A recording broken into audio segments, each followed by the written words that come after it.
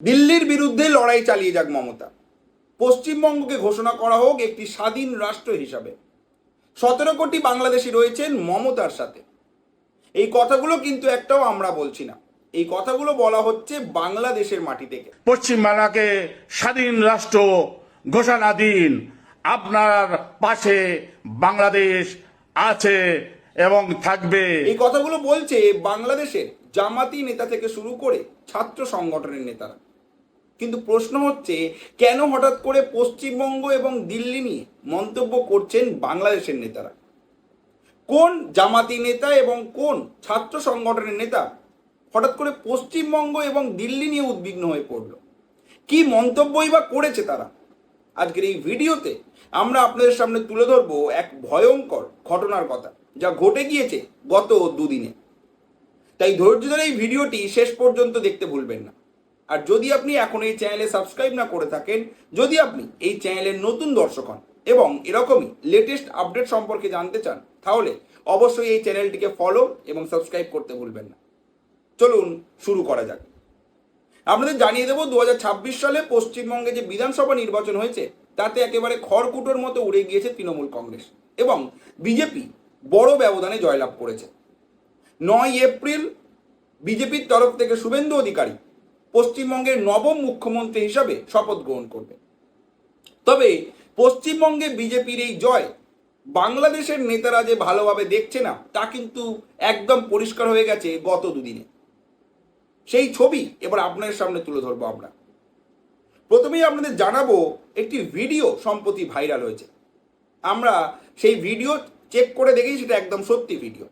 সেই ভিডিওতে বাংলাদেশ জুলাই যোদ্ধা সংসদ নামের একটি সংগঠনের নেতা মোহাম্মদ নুরুল হুদা, তাকে বলতে শোনা গিয়েছে, মমতা বন্দ্যোপাধ্যায়ের মুখ্যমন্ত্রী পদ থেকে ইস্তফা না দেওয়ার সিদ্ধান্তকে সমর্থন জানাচ্ছি। তার এই সাহসী পদক্ষেপের জন্য মমতা বন্দ্যোপাধ্যায়ের পাশে রয়েছে 17 কোটি বাংলাদেশি। তিনি আরও বলেছেন, দিল্লির আধিপত্য থেকে প্রতিটি রাজ্যের মুক্ত হওয়া প্রয়োজন এবং প্রত্যেক রাজ্যের নিজস্ব পরিচয় ও স্বাধীনতা থাকা উচিত। তিনি আরও দাবি করেছেন, পশ্চিমবঙ্গকে একটি স্বাধীন রাষ্ট্র হিসাবে ঘোষণা করার সাহসী পদক্ষেপ নেওয়া উচিত। আরও তিনি আরও কথা বলেছেন, তিনি বলেছেন মমতাকে ইস্তফা না দিয়ে দিল্লির বিরুদ্ধে যুদ্ধ ঘোষণা করা উচিত মমতার। শুধু তাই নয়, এছাড়াও তিনি মমতা বন্দ্যোপাধ্যায়কে পরামর্শ দিয়েছেন তিনি যেন ইস্তফা না দিয়ে দিল্লির বিরুদ্ধে একেবারে সম্মুখ সমরে যুদ্ধ ঘোষণা করে। এটা গেল এক জামাতি নেতা মোহাম্মদ নুরুল হুদার বক্তব্য। তিনি ভিডিওতে এই কথা বলেছেন এবং এটা গত 2-3 দিন ধরে সোশ্যাল মিডিয়ায় ভাইরাল। পশ্চিম বাংলাকে স্বাধীন রাষ্ট্র ঘোষণা দিন, আমরা 17 কোটি মানুষ আপনাদের সহযোগিতা দেব, সমর্থন দেব, সার্বিক সহযোগিতা দেব। এবার শোনাবো আরেকটি ভিডিওর কথা। এই ভিডিওতে দেখা গিয়েছে বাংলাদেশের জাতীয় সংসদ সদস্য ও ন্যাশনাল সিটিজেন পার্টির প্রধান নাহিদ ইসলাম।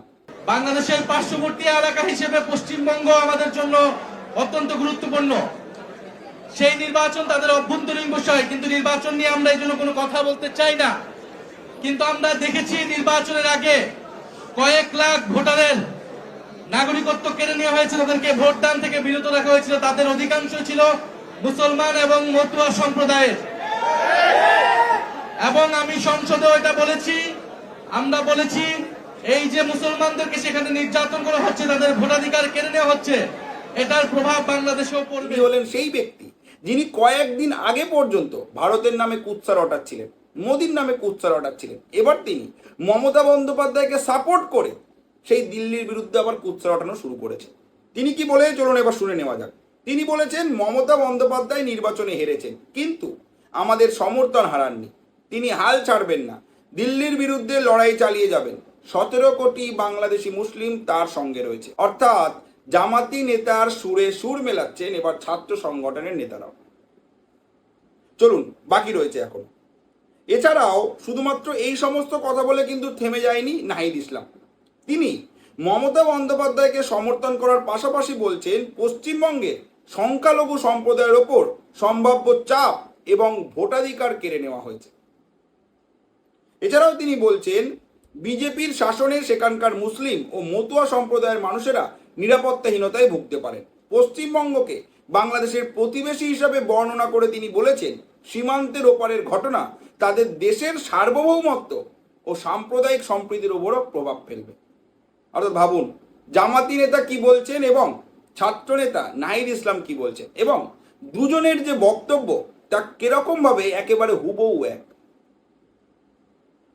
এবার আপনাদের শোনাবো আর একটা কথা। এই যে নাহিদ ইসলাম বলছেন পশ্চিমবঙ্গের মুসলিম এবং মতুয়া সম্প্রদায়ের লোকেরা অত্যাচারিত হচ্ছে, ভাবুন, যে ছাত্র নেতা নিজের দেশের হিন্দু সম্প্রদায়কে সেফগার্ড করতে পারে না, তাদেরকে রক্ষা করতে পারে না, তাদের যদি কিছু হয় সেটাকে গার্ড দিয়ে ঝাঁপিয়ে পড়তে পারে না, কিন্তু তার চিন্তা ভারতে তথা পশ্চিমবঙ্গে অবস্থিত মতুয়া সম্প্রদায়দের নিয়ে। ভাবতে পারছেন কত চিন্তা। চলুন এবার চলে যাক পরবর্তী ইস্যুতে। কিন্তু হঠাৎ করে নাহিদ ইসলাম এবং মোহাম্মদ নুরুল হুদা এই দুজনে এই বিষয়টাকে কেন বেছে নিল? পশ্চিমবঙ্গের নির্বাচন এবং পশ্চিমবঙ্গের এই যে সংখ্যালঘু সম্প্রদায়দের ওপর অত্যাচারের বিষয়টা কেন বেছে নিল? কারণ এইবার পশ্চিমবঙ্গের বিধানসভা নির্বাচনের আগে সব থেকে বড় ইস্যু এটাই ছিল, এবং সেই জন্যই কিন্তু নির্বাচন কমিশন এসআইআর লাগু করেছিল। এসআইআর করার মাধ্যমে এটা বলা হয়েছিল যে যারা আমাদের দেশের নয়, যারা ভোটাধিকার পাওয়ার যোগ্য নয়, তাদেরকে ভোটার তালিকা থেকে ছাঁটাই করতে হবে। কারণ অনেক রাজ্য এই ভোটারদের শক্তিতেই এতদিন ধরে ভোট জিতছিল। এই কথা বলেই কিন্তু এসআইআর চালু করা হয়েছিল, এবং সেই জন্যই কিন্তু নাহিদ ইসলাম আর নুরুল হুদা এই বক্তব্য করেছেন, সেটা কিন্তু একরকমভাবে পরিষ্কার। এবারে নির্বাচনের আগে অমিত শাহ থেকে শুরু করে বিজেপির প্রায় প্রতিটি নেতা বারবার বলেছিলেন অনুপ্রবেশকারীরা বাংলার চাকরি খাচ্ছে, রেশন খাচ্ছে, ভোট ব্যাংক তৈরি করছে। আর এই প্রচারের মাধ্যমেই বিজেপি নিজেদের সবচেয়ে বড় রাজনৈতিক অস্ত্র বানায় সীমান্ত ও নাগরিকত্বের প্রশ্নকে। আর ঠিক তারপরেই কিন্তু এই বাংলাদেশ থেকে এই মন্তব্যগুলো আসছে। কারণ কয়েকদিন আগে অমিত শাহ বলেছিলেন যে এই অনুপ্রবেশকারীরা যে পশ্চিমবঙ্গ দিয়ে ঢুকছে ভারতে, তার প্রধান কারণ হচ্ছে পশ্চিমবঙ্গ জমি দেয় না কেন্দ্রকে কাঁটাতার লাগানোর জন্য, তার ফলেই কিন্তু অনুপ্রবেশকারীরা ঢুকতে পারছে। তবে এবার আমাদের জানাবো বিজেপির এই অভিযোগ এত গুরুতর কেন। মানে এই যে পশ্চিমবঙ্গের বিধানসভা নির্বাচনের আগে বিজেপি যে ইস্যুগুলো তুলেছিল যে অনুপ্রবেশকারীরা ঢুকছে, ভোটার তালিকায় অনুপ্রবেশকারীরা ভরে গিয়েছে, সেই অভিযোগটা কেন গুরুতর, এবার সেটা আপনার সামনে তুলে ধরবো। আমরা প্রত্যেকেই জানি কয়েকদিন আগে পর্যন্ত আমাদের পশ্চিমবঙ্গেও এনআরসি এবং সিএএ চালু করার জন্য কিন্তু কেন্দ্র সরকারের তরফ থেকে বিজ্ঞপ্তি চালু করা হয়েছিল। তবে আমাদের রাজ্যে এই এনআরসি এবং সিএএ কিন্তু লাগু করতে দেয়নি মুখ্যমন্ত্রী মমতা বন্দ্যোপাধ্যায় নিজেই। তিনি কিন্তু এর বিরোধিতা করেছিলেন, এবং তার ফলেই কিন্তু নাম বাদ গিয়েছে এত লোকের। কারণ এতদিন যদি এনআরসি এবং সিএএ লাগু হতো, তাহলে কিন্তু সিটিজেনশিপ অর্থাৎ নাগরিকত্ব পেয়ে যেত আমাদের রাজ্যের একাধিক মানুষ, যার ফলে কিন্তু এসআইআর প্রক্রিয়াটা আরও ইজি হতো, আরও সহজ হতো। তবে মমতা বন্দ্যোপাধ্যায় কিন্তু এই নাগরিকত্ব বিল পাশ করতে দেননি, এবং নাগরিকত্ব যে সার্টিফিকেট সেটাও কিন্তু পাওয়ার কাজে বারবার বাধা দিয়েছে, এবং তার ফলেই কিন্তু আমাদের রাজ্যে এই নাগরিকত্ব সার্টিফিকেট কিন্তু সবাই পাননি এখনো। এনআরসি সিএ আমাদের রাজ্যে এখনো লাগু হয়নি। তবে কি এটা এক ধরনের ইঙ্গিত তিনি যেই এনআরসি এবং সিএ করতে দিলেন না এবং বারংবার তিনি এসআইআর এর বিরোধিতা করেছেন, এটা কি একরকমভাবে ইঙ্গিত দেয় যে সত্যি আমাদের রাজ্যে অনুপ্রবেশকারীরা আছে, ছিল, এবং তাদের ভোটেই কার্যত তৃণমূল কংগ্রেস ক্ষমতায় ছিল এতদিন? কারণ দেখুন, এসআইআর হওয়ার পরই কিন্তু একেবারে খড়কুটোর মতো উড়ে গেল তৃণমূল কংগ্রেস, আর তারপরেই কিন্তু হঠাৎ করে এসছে এই ধরনের সমর্থন বাংলাদেশ থেকে, অর্থাৎ দুয়ে দুয়ে কিন্তু 4 হয়ে যাচ্ছে। আর এরই মধ্যে বাংলাদেশের রাজনৈতিক গোষ্ঠীদের এই পশ্চিমবঙ্গ নিয়ে স্বাধীন রাষ্ট্র যে করার কথা বলা হচ্ছে, তা কিন্তু স্বাভাবিকভাবেই ভারতের জাতীয় নিরাপত্তার প্রশ্নকেও বড় প্রশ্ন চিহ্নের মুখে তুলে দিচ্ছে। তবে এই নিয়ে পশ্চিমবঙ্গের তৃণমূল কংগ্রেসের তরফ থেকে এখনো পর্যন্ত কোনো বিবৃতি জারি করা হয়নি, যদিও বিজেপির তরফ থেকেও কোনো ধরনের কোনো বার্তা এখনো অবধি এসে পৌঁছায়নি। কিন্তু তবে ভারতের জন্য এই মন্তব্য কিন্তু খুবই বড় একটি বিতর্কিত মন্তব্য, এবং খুব বড় একটা প্রশ্নচিহ্ন তুলে দেয় আমাদের দেশের পরবর্তী নিরাপত্তা নিয়ে। কিন্তু যখন একটা প্রতিবেশী দেশ থেকে, যে দেশকে আমরা স্বাধীন করেছি, সেই দেশ থেকে বারংবার এরকম হুমকি আসতে থাকে, কখনো এরকম হুমকি আসছে যে আমাদের দেশের 7 সিস্টার্সকে আলাদা করে দেওয়া হবে, আমাদের দেশের একটা রাজ্যকে, পশ্চিমবঙ্গকে আলাদা রাষ্ট্র করে দেওয়া হবে, দিল্লির সাথে রাজ্যের যুদ্ধ ঘোষণা করানো হবে। এগুলো কিন্তু এক একটা নিরাপত্তার ক্ষেত্রে ভীষণই গুরুতর মন্তব্য বলে মনে করা হচ্ছে। এই বিষয়ে আপনাদের কি মতামত?